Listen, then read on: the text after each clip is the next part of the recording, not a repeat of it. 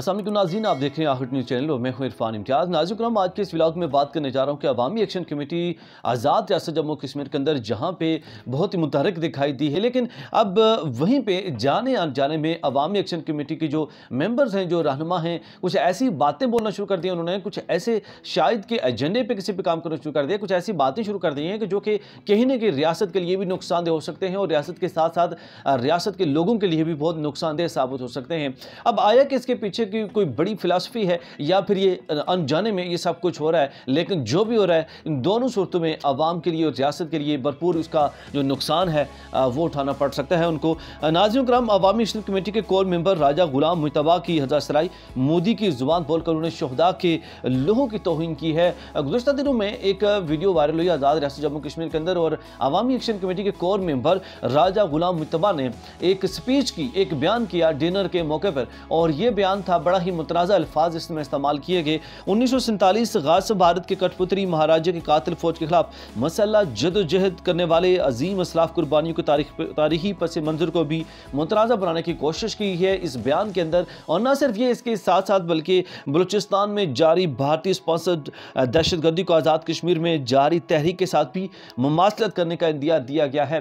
नाज़रीन कराम, इस वाले से मैं डिटेल से डिस्कस करने जा रहा हूँ कि इसके साथ साथ क्या मजीद बयान किया गया है। और राजा गुलाम मुश्तबा की जानब से बिलखुसूस जो कि बलूचिस्तान के अंदर जो वाक़यात रुनमार रहे, जो कि दिल दिला देने वाले वाक़यात हैं और जिस पे पाक आर्मी के कितने जवान जो है वो शहीद हो चुके हुए हैं, जिसमें कुछ का जो ताल्लुक़ है आज़ाद कश्मीर से भी है। अफसोस का मकाम है कि जहाँ पे वो हमारे मुहाफ़िज़ीन, वो हमारी मुहाफ़िज़ फ़ौज के जिसको जो हमारे लोगों के आराम के लिए, हमारे लोगों को उनके बचाव के लिए, उनके तहफ़्फ़ुज़ के लिए जो है वो दिन रात पाक आर्मी के जवान जो है वो जागते हुए दिखाई देते हैं। और गर्मी हो, सर्दी हो, बर्फबारी हो, कोई भी मौसम हो, वो LOC के ऊपर जो है भरपूर जोश व खरोश के साथ जो है वो जो हमारी रियासत है या हमारे जो मुल्क है इसका तहफ़्फ़ुज़ जो है वो फराहम करते हुए दिखाई देते हैं। लेकिन इनके खिलाफ इस तरह की अर्ज़ा सराई करना, इस तरह के अल्फाज इस्तेमाल करना, मैं कहता हूँ कि शर्म का मकाम है, डूब मरने का मकाम है कि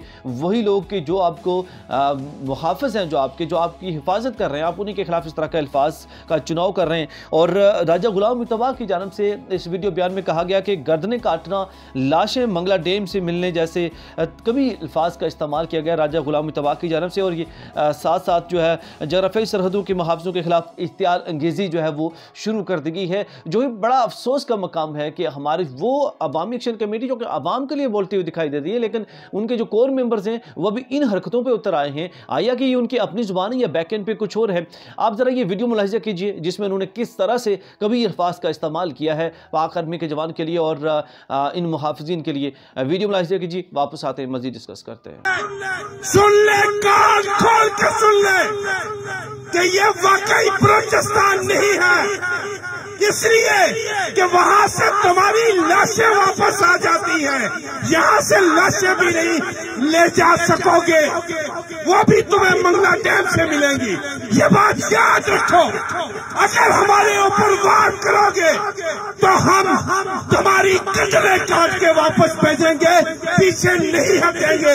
हम उन्हीं की औलादे हैं जिन्होंने 47 में तुम्हारे दूसरे पार्टनर की फौज की गर्दनें काट के यहाँ से वापस भेजा था। जी नाज़रीन, जैसा कि आपने देखा कि राजा गुलाम मुश्तबा की जानब से किस तरह के कभी किस्म के अल्फाज जो है वो इस्तेमाल किए गए हैं। इस तरह के अल्फाज चुनाव करने से पहले उनको सोचना चाहिए था, क्या वो इस तरह के अपने ही मुहाफ़िज़ीन के खिलाफ इस्तेमाल कर सकते हैं अल्फाज, और उन लोगों के खिलाफ जो कि दिन रात आपकी हिफाजत के लिए जो है वो गर्मी हो, सर्दी हो, किसी किस्म का भी मौसम होता है, सख्त तरीन हालात के बावजूद जो है वो आपकी जो है हिफाजत कर रहे हैं और आपको तमाम तर जो सहूलियात वो मैसर हैं और आप एक पुरसकून और एक अमन वाली ज़िंदगी अपने मुल्क के अंदर जो है वो एक अच्छी नींद वाली और ज़बरदस्त जो ज़िंदगी है वो आप गुजार रहे हैं। और ये जो स्पीच है ये बहुत सारे अल्फाज, बहुत सारे सवालात जो है वो जन्म लेती है। इस स्पीच की वजह से ये बहुत सारे ऐसे सवालात भी जन्म ले रहे हैं, क्या जो अवामी एक्शन कमेटी है वो ऐसे अल्फाज इस्तेमाल करके शहीद पुलिस एहलकारों के कातिलों की वकालत कर रही है।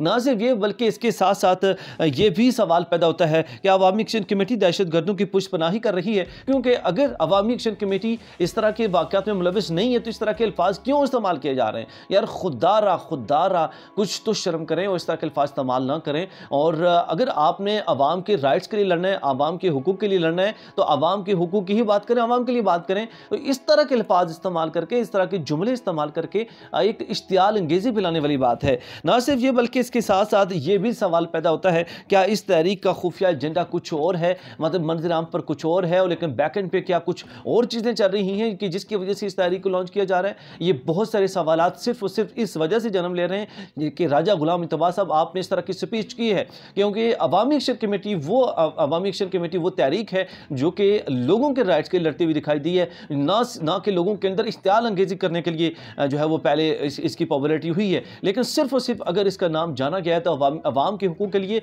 अवाम के राइट्स के लिए। राजा गुलाम मुस्तफा की इस मुतराज़िम स्पीच को इंडियन मीडिया ने भी अपने मज़मूम मकासद के लिए भी इस्तेमाल किया है, और किस तरह इस्तेमाल किया है अब ज़रा ये वीडियो मुलाहिज़ा कीजिए, वापस आते हैं मज़ीद डिस्कस करते हैं। And if the demands are rejected, then the group is threatening dire consequences. Their leader spelled out the warning during a recent iftar dinner. He asked the Pakistan army to not crush their rebellion. If they tried, the response would be harsher. Let me quote from what he said. If we are tortured, we will not run away, but will hit back. The Pakistani army will not find dead bodies like in Balochistan. They will find dead bodies at the Mangla Dam. तो जी नाज़रीन, आपने देखा कि राजा गुलाम मुस्तफा की इस speech को Indian media के अंदर, इंडियन एक न्यूज़ चैनल के अंदर किस तरह से अपने मज़मूम मकासद के लिए इस्तेमाल किया जा रहा है। और ये शर्म का मकाम है कि आप ख़ुद अपने ही जो पाक फ़ौज के जवान हैं या मुहाफ़िज़ीन हैं, आप उनके ख़िलाफ़ जो है वो आप मौका दे रहे हैं दूसरे ममालिक के लोगों को, दूसरे मुल्कों को जो कि हमारे दुश्मन मुल्क हैं, और उनको आप मौका दे रहे हैं कि वो अपने मज़मूम मकासद के लिए आपके इन कमेंट्स का, इन बयानात का जो है वो भरपूर तरीके से इस्तेमाल करें। डूब मरने का मकाम है, शर्म का काम है कि वो जो मुहाफ़िज़ीन जो आपके लिए दिन रात लगाते हैं, आप उनके खिलाफ इस तरह के अल्फाज इस्तेमाल करते हैं। इस वाले से आपकी क्या राय है, कमेंट सेक्शन में राय का इजहार करना न भूलिएगा। और इससे जुड़ी जो भी अपडेट होगी, हमारी कोशिश होगी कि हम आप तक सबसे पहले पहुंचाएं। तब तक के लिए इजाज़त दीजिए। अल्लाह ने के बाद।